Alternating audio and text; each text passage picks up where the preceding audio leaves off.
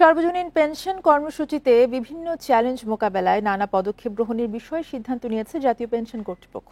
কর্মসূচিকে আরও আকৃষ্ট করতে শিগগিরই মাঠ পর্যায়ে নির্দেশনা দেবে মন্ত্রিপরিষদ বিভাগ। এই ঈদে জামা জুতো অ্যাক্সেসরিজের ডিসকাউন্ট।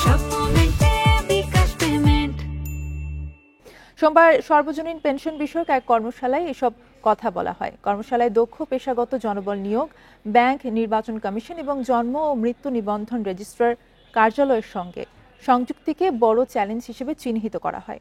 গ্রাহকদের কাছ থেকে নিয়মিত চাঁদা পাওয়াকে আরেক চ্যালেঞ্জ বলে মনে করছে জাতীয় পেনশন কর্তৃপক্ষ। তবে এসব চ্যালেঞ্জ মোকাবেলায় মন্ত্রিপরিষদ বিভাগের শিগগিরই মাঠ পর্যায়ে নির্দেশনা দেবে বলে কর্মশালায় জানানো হয়। এছাড়া গ্রাহক আকৃষ্ট করতে সারা দেশে মেলা আয়োজনের কথাও জানানো হয় কর্মশালায়।